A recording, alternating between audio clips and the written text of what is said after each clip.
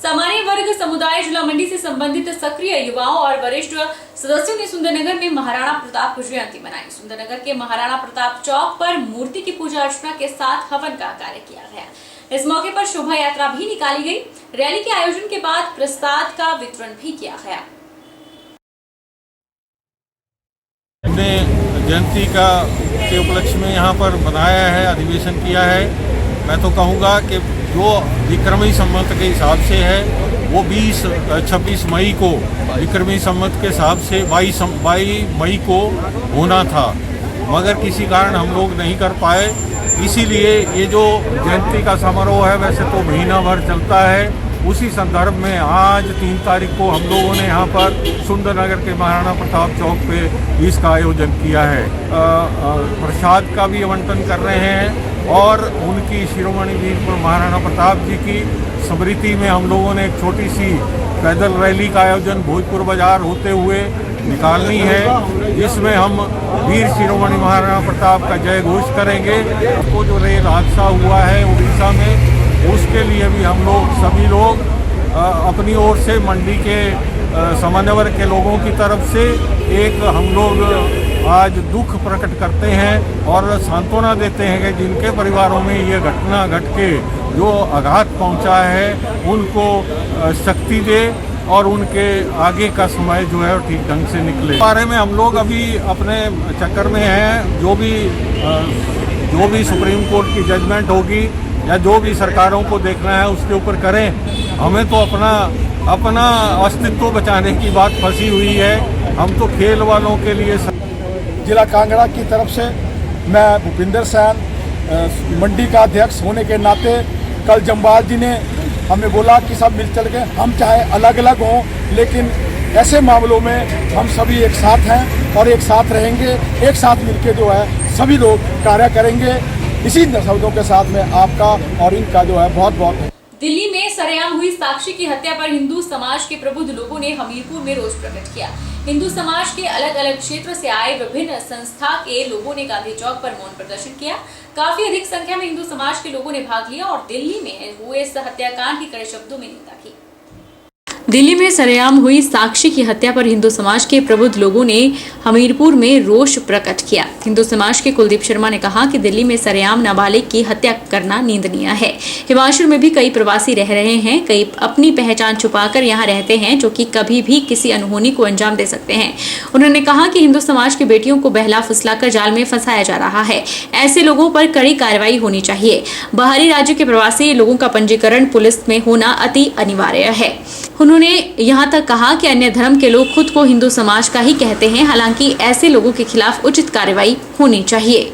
हिंदू समाज मांग करती है कि साक्षी के हत्यारों को समस्त कानूनी प्रक्रिया को पूरा कर 90 दिन के भीतर फांसी की सजा दी जाए और उसके अन्य सहयोगियों को भी कठोर दंड दिया जाए।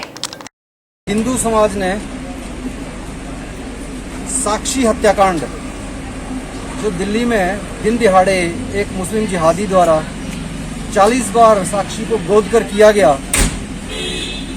और इतने बहशी तरीके से उसकी हत्या की गई कि उससे भी मन नहीं भरा तो उसको 8 बार पत्थर से कुचल दिया गया और उसके बाद उसको पैरों से कुचला गया।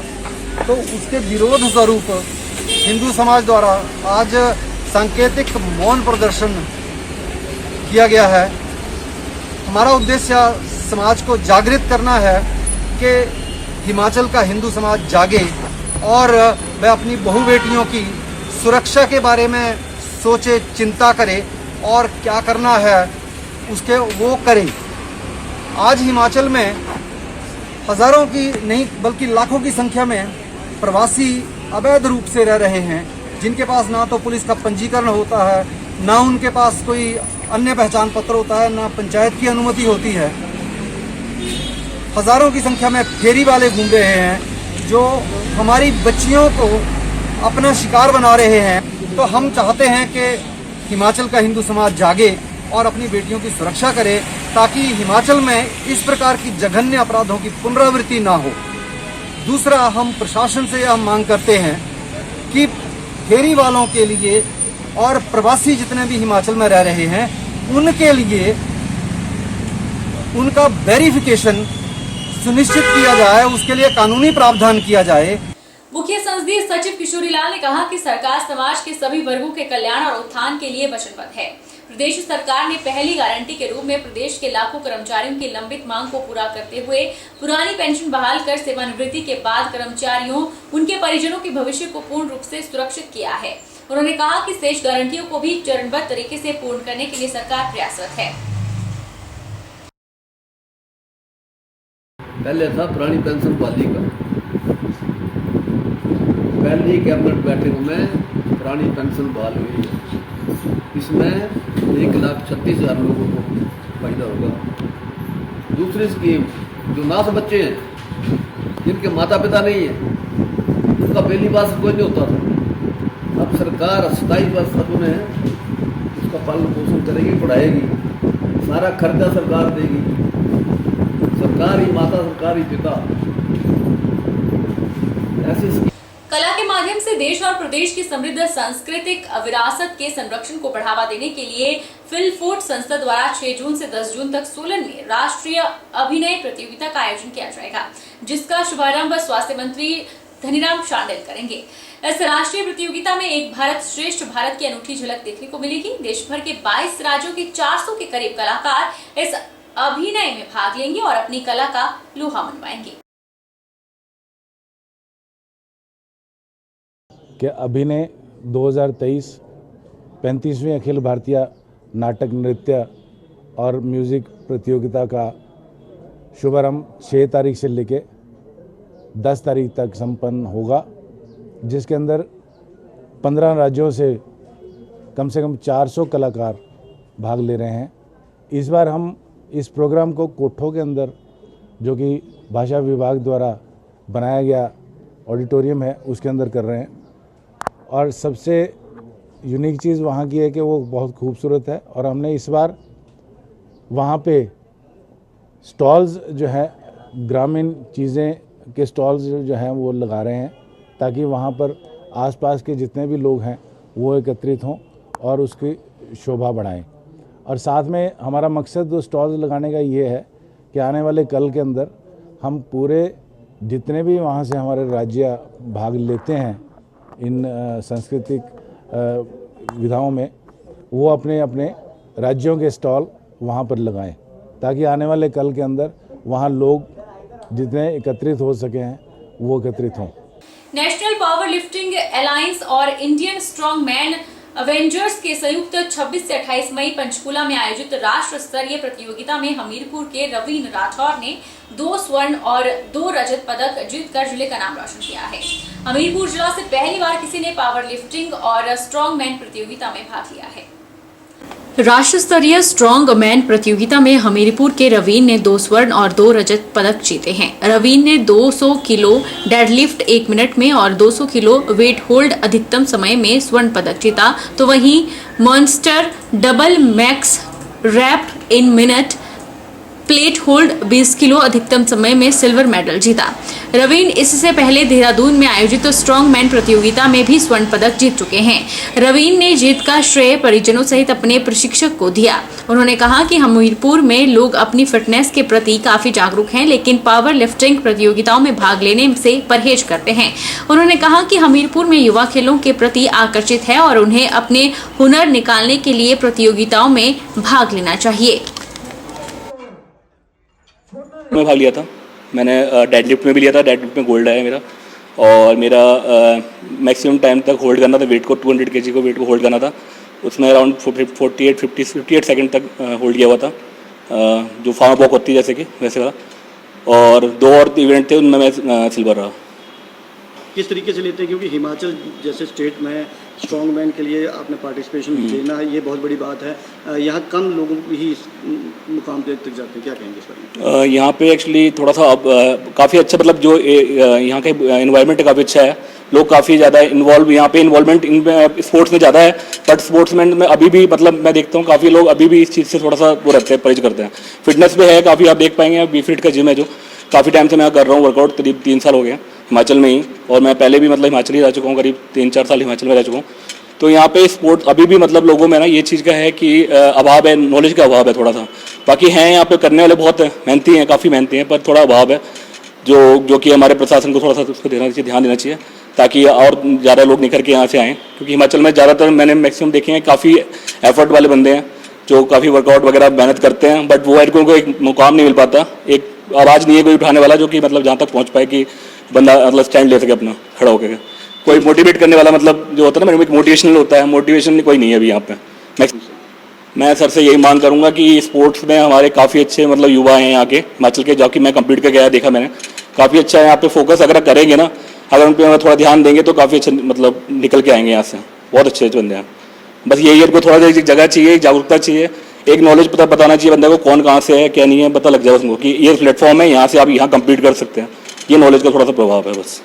बाकी सेब उत्पादक संघ का राज्य स्तरीय सम्मेलन शिमला जिला के कुमारसैन में हुआ। इस दौरान सेब उत्पादकों की समस्याओं को लेकर आने वाले दिनों में आंदोलन की रूपरेखा बनाई गई है। उत्पादकों ने एपीएमसी कानूनों को प्रभावी ढंग से लागू करने की मांग भी उठाई है। प्रदेश सेब उत्पादक संघ का शिमला जिला के कुमारसैन में विभिन्न समस्याओं पर मंथन को लेकर सम्मेलन हुआ। इस दौरान बागवान प्रतिनिधियों ने बताया कि सरकार द्वारा अब तक उठाए गए कदम बागवानों के हित में नहीं है, इसके लिए बागवानों को जल्द आंदोलन की राह अपनानी होगी। सम्मेलन में सेब उत्पादक संघ के राज्य अध्यक्ष सोहन ठाकुर, पूर्व विधायक राकेश सिंघा ने बताया कि किसान बागवानों को अपने हक की लड़ाई लड़ने के लिए संयुक्त रूप से आगे आना होगा। इस दौरान उन्होंने कहा कि प्रदेश में उन आढ़तियों को ही लाइसेंस दिए जाएं जिनके पास स्टोरेज की व्यवस्था हो। एपीएमसी के कानूनों में भी संशोधन की मांग की गई है और बताया गया कि मार्केट फेस का पैसा सीए स्टोर निर्माण और मंडियों को सुदृढ़ करने में लगाया जाए। उन्होंने कहा कि वर्तमान में प्रदेश में सेब खरीद रहे आड़ती प्रति पेटी दी जाने वाली मार्केट फेस में भी हेराफेरी कर रहे हैं। ये एक बहुत बड़ा घोटाला है। अगर आड़ती दैनिक 10,000 पेटी सेब प्रदेश से बाहर भेजता है तो एपीएमसी के खाते केवल 500 या 1000 पेटी की ही फीस जमा होती है। जो रेगुलेट करता है एपीएमसी एक्ट, ये किसान के पक्ष में अभी तक इसका बिल्कुल भी जो है ना वो एक्ट नहीं है। चाहे वो मार्केटिंग में बेचने को लेकर के सेब बेचता है किसान, उसमें भी जो है ना क्या नाम पैसे को लेने को लेकर के, सुविधाओं को लेकर के वो जो है ना सारी तमाम जो किसान के पक्ष में नहीं है। जितना ये एपीएमसी जो एक्ट है, इसकी जो लूप होल्स है जिसमें कि जब सेब बिकता है और वो उसके अंदर में जो हिमाचल प्रदेश के अंदर मार्केटिंग हो रही है सेब की, उसका 1% जो है ना एपीएमसी को मार्केटिंग फीस के रूप में देना होता है। उसके तौर पे जो पैसा इकट्ठा होता है वो सड़कों बनाने के लिए किया जा रहा है। परंतु इसमें हम एक गौरव तलब एक बहुत ही संगीन जो है ना एक मसला जो है ना सामने है, जो कि बिल्कुल जिसके ऊपर सरकार की बिल्कुल भी चिंता नहीं है कि जो 1% यहाँ पर जो होता है आड़ती जो यहाँ पे करते हैं, आधा सेब आज के जो हिमाचल प्रदेश के अंदर में बिकता है, जो 1% होता है वो अंडर बीडिंग के आधार पे होता है। जो आड़ती 10,000 पेटियाँ 5,000 पेटियाँ बेचता है, वो जब एपीएमसी के अंदर अपना रिटर्न भरता है डे वाइज में, तो उसमें जो है ना 500 पेटी 700 पेटी भरता है और वो अंडर बीडिंग के अंदर में जो है ना वो भरते हैं। और ये बहुत बड़ा घोटाला जो है ना एपीएमसी के एक्ट को लेकर के हो रहा है। इसको लेकर भी जो है ना एक बड़ी गहन चर्चा हो रही है।